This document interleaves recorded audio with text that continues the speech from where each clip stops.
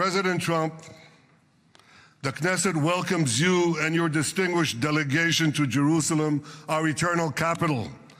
This is your first visit to Israel since you recognize Jerusalem as our capital and moved the embassy here. Thank you, President Trump, for that.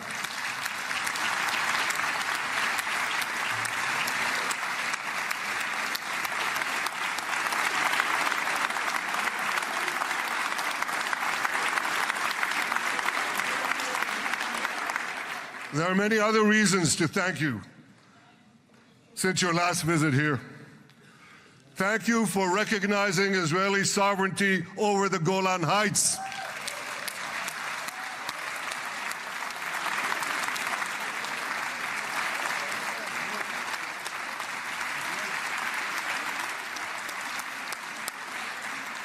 Thank you for standing up to the lies against Israel in the United Nations.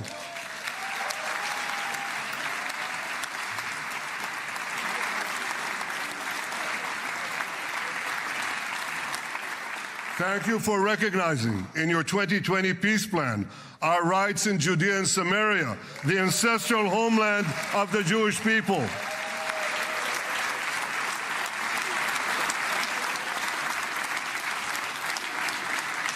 Thank you for brokering the historic Abraham Accords. Abraham, Eskemei Avraham.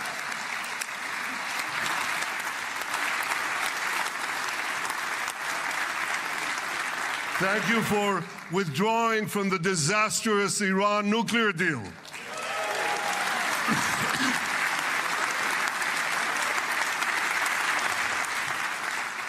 Thank you for supporting Operation Rising Lion and for your bold decision to launch Operation Midnight Hammer. Boy, is that, you got to hear this.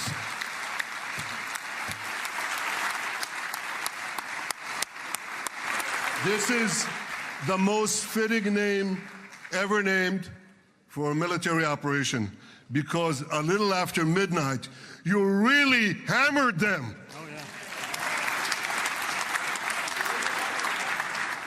My friends, this is only a partial list, but it's enough to affirm what I've said time and again. Donald Trump is the greatest friend that the state of Israel has ever had in the White House.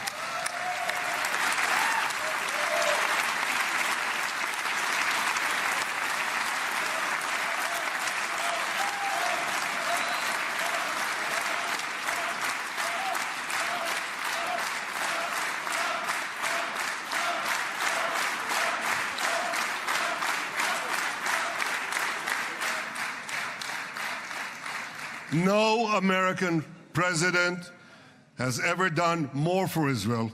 And as I said in Washington, it ain't even close. It's really not a match.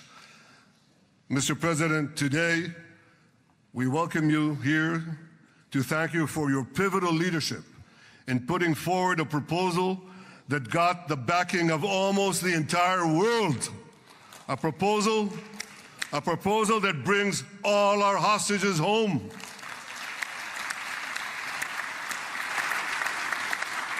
A proposal that ends the war by achieving all our objectives. A proposal that opens the door to an historic expansion of peace in our region and beyond our region. Mr. President, you are committed to this peace. I am committed to this peace. And together, Mr. President, we will achieve this peace.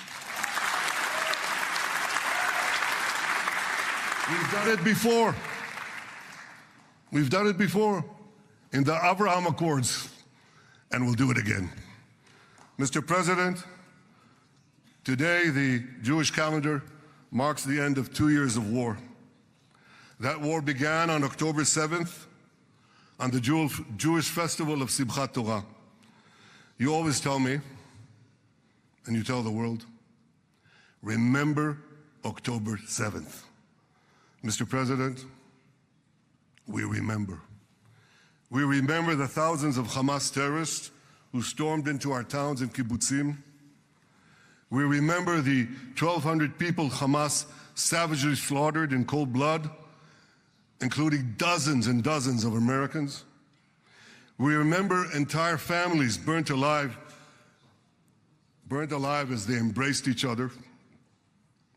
We remember the beautiful young Israelis brutally gunned down at the Nova Music Festival. We remember the hundreds of our citizens who were dragged into the dungeons of Gaza, including 12 Americans, men and women, young and old, babies and elderly Holocaust survivors.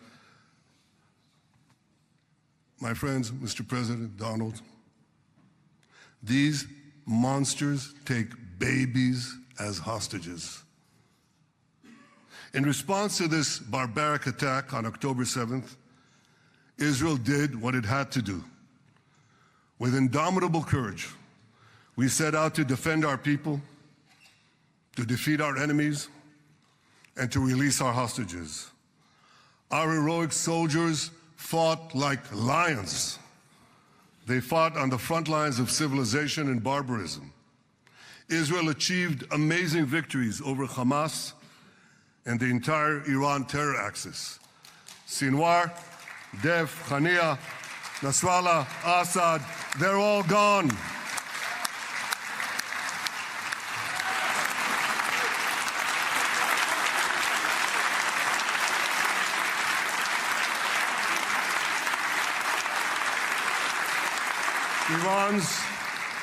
Iran's nuclear weapons and ballistic missile program, with your enormous help, Mr. President, rolled back. Half the Houthi leadership wiped out. But the price of this victory, the price of these victories, has been heavy. Nearly 2,000 of Israel's finest were lost, nearly half in battle. They left behind parents, spouses, siblings, and children. Their love and laughter, their promise and potential were lost forever. To the families of our fallen fighters, many of them are here, I say, I know the depth of your pain. I know the inconsolable grief that will accompany you for the rest of your lives. The state of Israel bows its head in eternal gratitude to our fallen heroes. Because of these heroes, our nation will survive. Because of these heroes, our nations will thrive.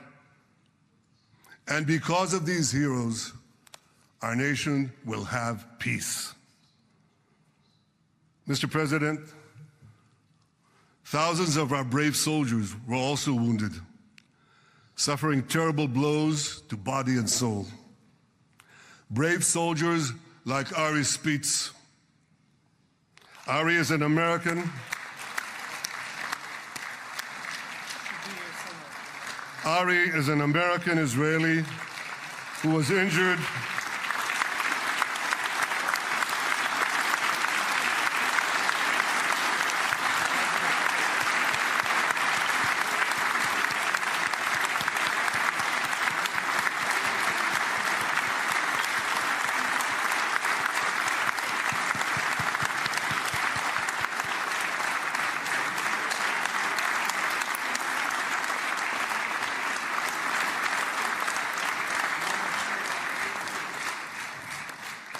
Ari is an American Israeli who was injured in Gaza while searching for Hamas terrorists and weapons.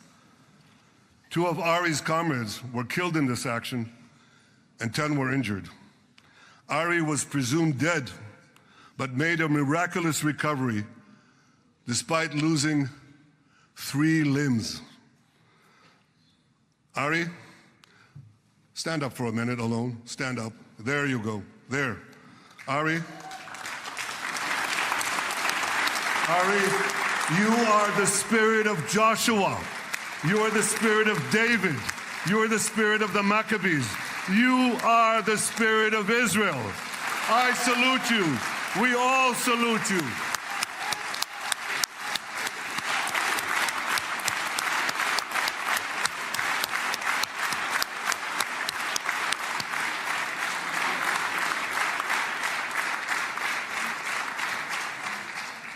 Sabine Tassa of Kibbutz Netiv HaAsara is watching us today from the Israeli consulate in Los Angeles.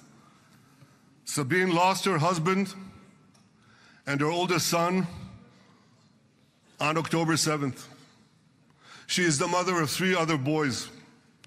2 of them, Koren and Shai, witnessed their father jump on a Hamas grenade to save his 2 sons.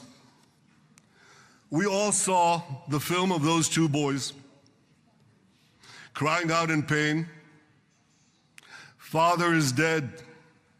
Why? Why did God save me?" Mr. President, my friend Donald, I've seen some very tough things in my life.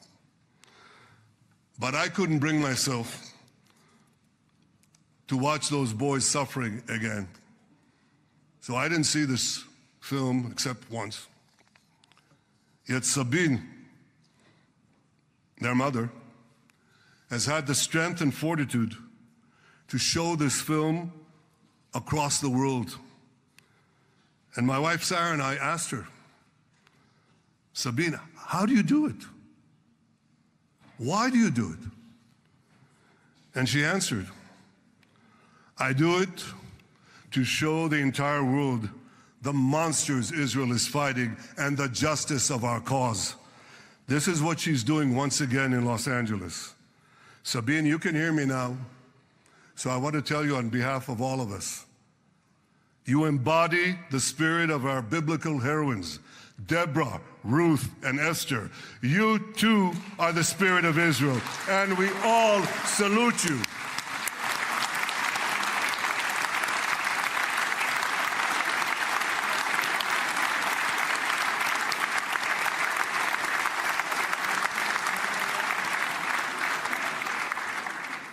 Mr. President, you asked me on our many conversations during the 12-day war with Iran, you asked me, how are the people holding up? And I said to you, our people are strong. Israelis are a nation of lions with unlimited resolve to defend our country and secure our future. The people give strength to our soldiers, and the people give strength to me and to my colleagues. The Jewish people have risen from the ashes time and again, but when we formed the State of Israel and the Army of Israel, we pledged never again would be defenseless against our enemies. And that resolute strength not only assures our survival, it assures our future, it assures peace. We have paid a high price for this war, but our enemies now understand just how powerful and just how determined Israel is. They understand that attacking Israel on October 7th was a catastrophic mistake. They understand that Israel is strong and that Israel is here to stay. And this, Mr. President, is the indispensable foundation of peace. Peace through strength. Ladies and gentlemen, this is a momentous day, a day of great joy as the remaining hostages come home. My wife Sarah and I have met with the hostage families many times. There were no words to describe their agony, only tears of bottomless sorrow and unimaginable pain. At the beginning of the war, I promised to bring all the hostages home. Today, with the indispensable help, the determined and focused help, the unremitting help of President Trump and his team, and with the incredible sacrifice and courage of the soldiers of Israel, we are fulfilling that promise.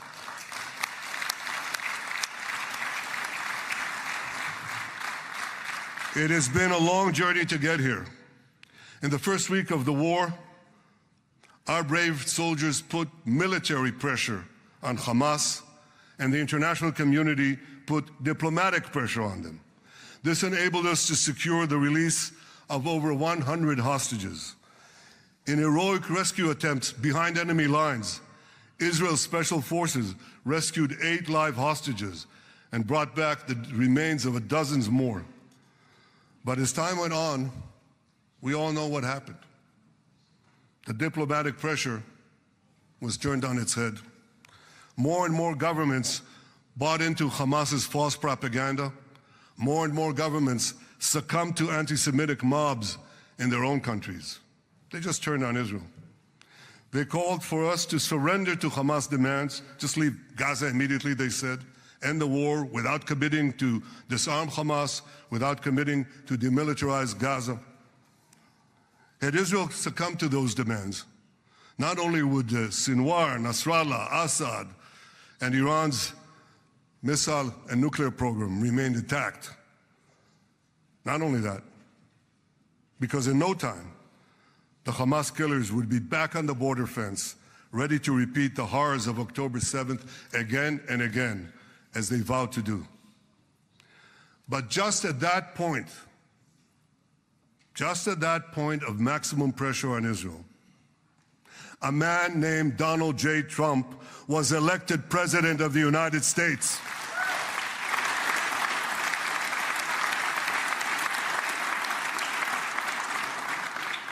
And ladies and gentlemen, overnight,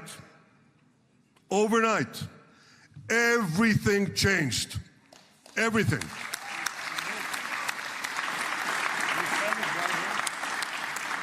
Mr. President, thanks to your unequivocal backing of Israel, we secured a second hostage deal within weeks of your election. And in the months that followed, we worked closely together to forge a path to bring the remaining hostages home and end the war.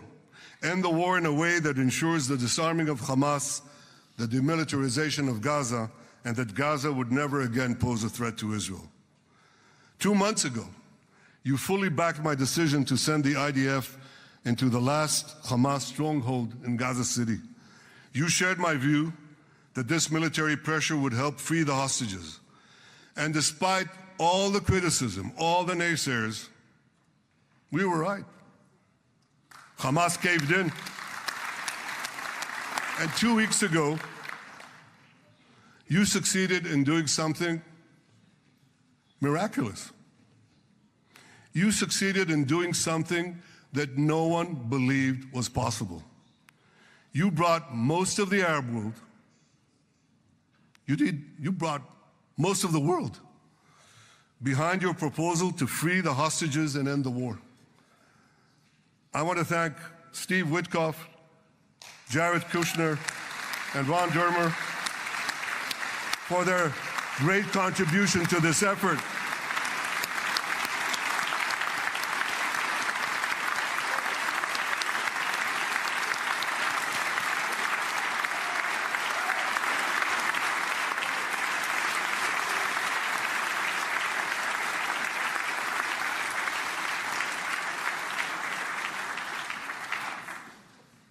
And I want to thank our negotiating team. I believe that the close cooperation between the two of us, between our two nations, combining Israel's military pressure and President Trump's unmatched global leadership. I have to tell you, I've seen a lot of American presidents. I've seen them all in the time that I've been here, and I've been here quite a lot of time. I've never seen anyone move the world so quickly, so decisively, so resolutely as our friend President Donald J. Trump.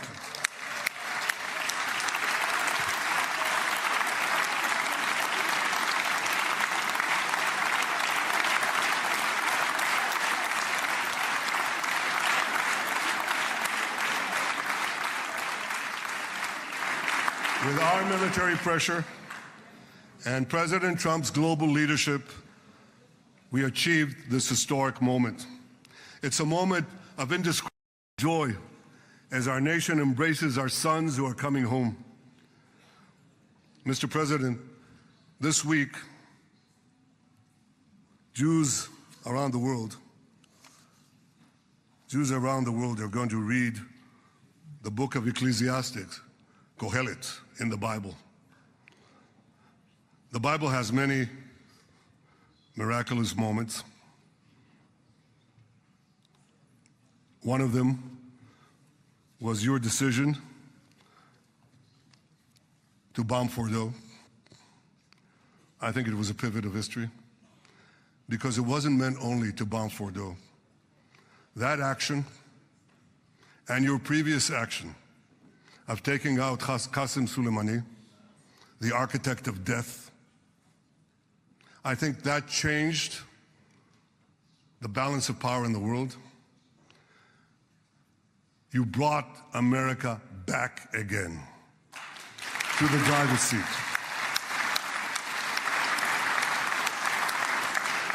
Now, I said that we're going to read this week the book of Ecclesiastes.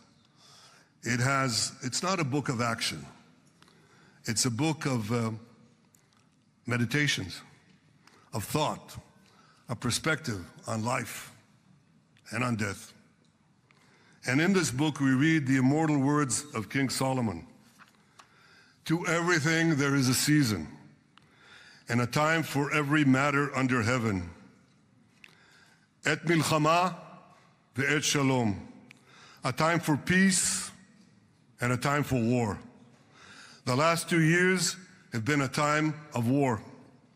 The coming years will hopefully be a time for peace.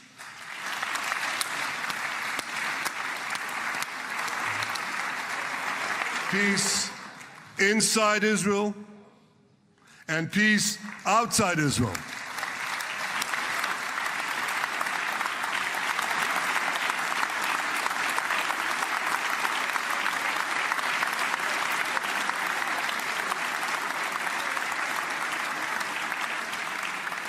I look forward to continuing marching with you on the path we paved together with the Abraham Accords. Under your leadership, we can forge new peace treaties with Arab countries in the region and Muslim countries beyond the region. Abraham's children will work together to build a better future, a future that will unite civilization against barbarism, light against darkness, and hope against despair. And my friends, I believe that with President Trump's leadership, this will happen a lot faster than people think.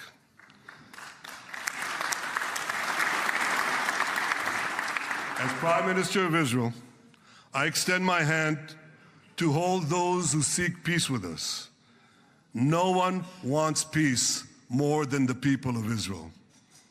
Israel will always remain vigilant in defending itself, and Israel will always remain full of hope. Hope is our national anthem. Hope is our creed. Hope is our strength. It is time, my friends, to realize that hope and expand the circle of peace. Mr. President, thank you for all you have done for us. I have submitted your nomination to be the first non-Israeli recipient of the Israel Prize, Israel's highest award. As to that other prize, just a question of time, you'll get it. But I want you to get the Israel Prize, our highest award, to our greatest friend.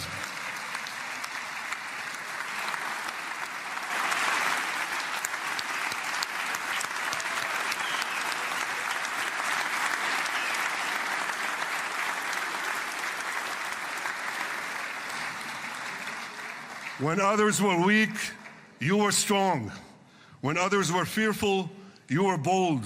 When others abandoned us, you stood by our side. On behalf of the government and people of Israel, I thank you for your extraordinary friendship. Thank you for helping bring our hostages home. Thank you for supporting Israel's march to victory. Thank you for paving a path to peace. מכובדי נשיא ארצות הברית, ידידי דונלד, ברוך הבא לישראל, ברוך הבא לירושלים, ברוך הבא ביום המרגש הזה, שהחיינו וקיימנו והגיענו לזמן הזה.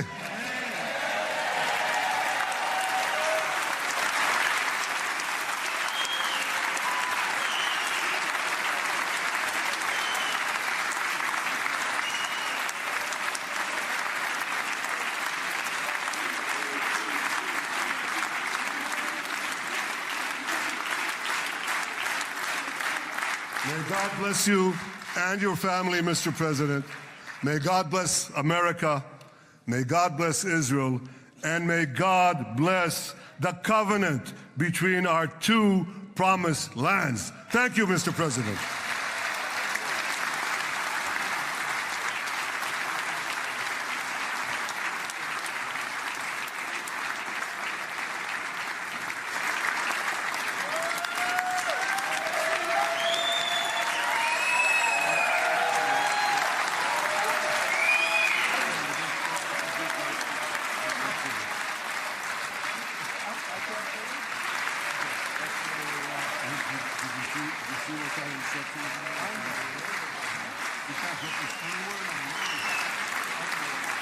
But you'll get it in the end.